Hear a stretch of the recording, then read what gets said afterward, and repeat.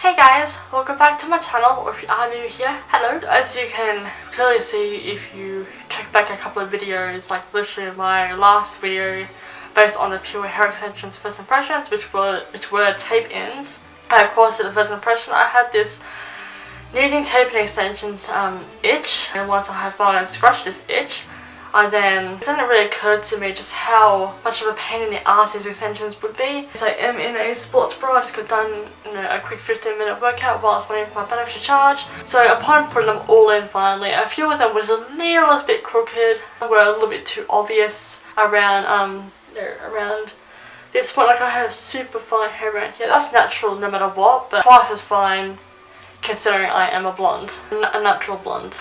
Given that my hair has thinned out a lot more over the months, I knew just how much of a pain in the ass and how damaging these tape ends would be upon removing them. I did manage to kick them out with coconut oil. I had still lost some strands of hair and just felt a bit bulky at the root. Like I've had those before and they still felt a bit bulky, etc. So I took them out, and then it then occurred to me that I realised I definitely need some extensions that are a lot more disguised at the root. So that's when I invested in bead-in extensions.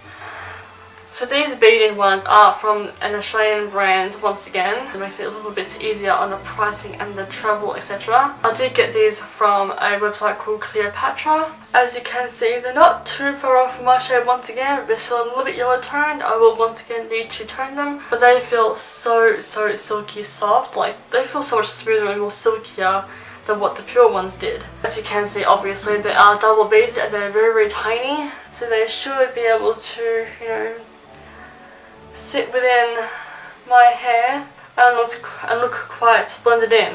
So I did order the first packet for about 50 strands is $70. You know what? I do have the receipts, so I'll be right back. Okay, let's try this again. So a packet of 50 strands is $70 technically, but with shipping it came to about $88. With the first package that I ordered, I did collect supplies on my way out of the online store. I brought it up to a total of, I think it actually brought me to a total of $78. And the next ones along were 100 strands, so $125. And for pretty sure 200 strands is give or take $200, but I will double check that with the website. Scrolling through, after you click on the menu, the products and the easy loop extensions, the first one that you come across is $99. The next one down that you come across is $70, which is the one that I got. At $70 for the original price is pretty good. Okay, so quantity meaning how many strands you want in yours. So 50 strands is $70, 100 strands is $125, 150 strands is $175,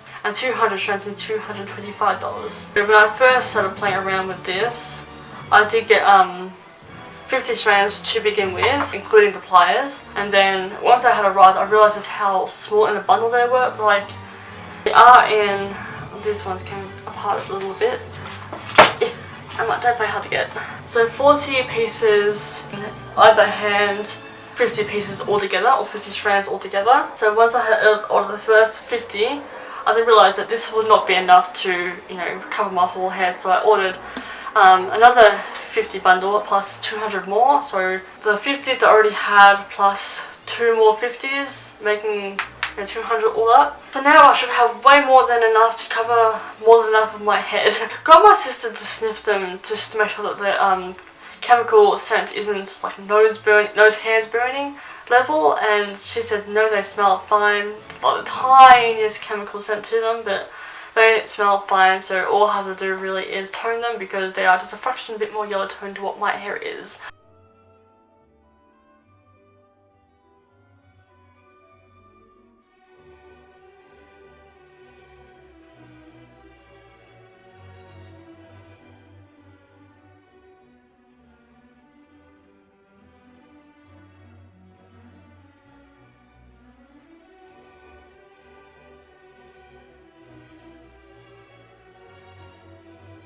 Okay, so don't mind the obvious background, but as you can see, for the most part, some of them are in. I have quite a fair few in, but I also have way too many left over. This is, background is boring me. Watch what it looks like from the back.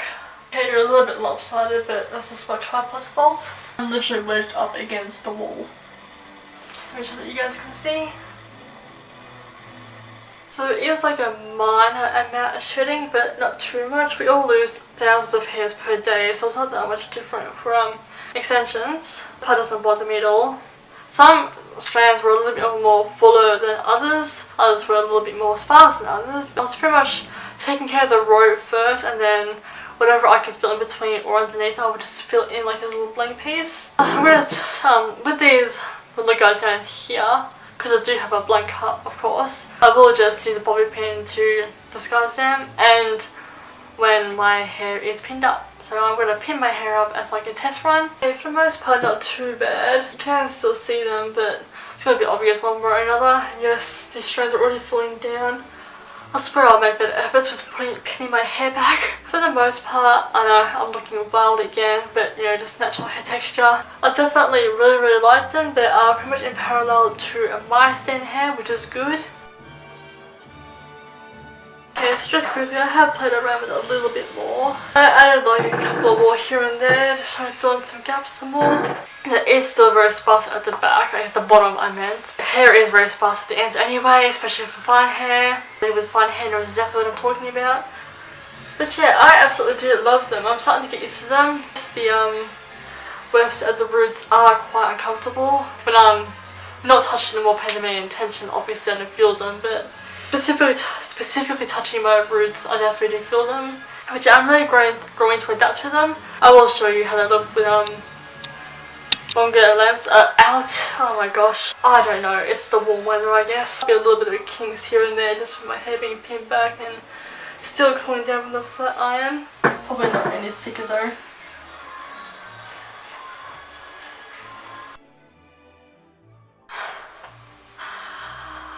What am I gonna do with myself? I was just feeling so indecisive. I was playing around with these extensions some more, and I'm not as satisfied with them as I thought I was. Like, it was fun putting them in because of how easy it was, but it's not so fun that I wanted a half-up style.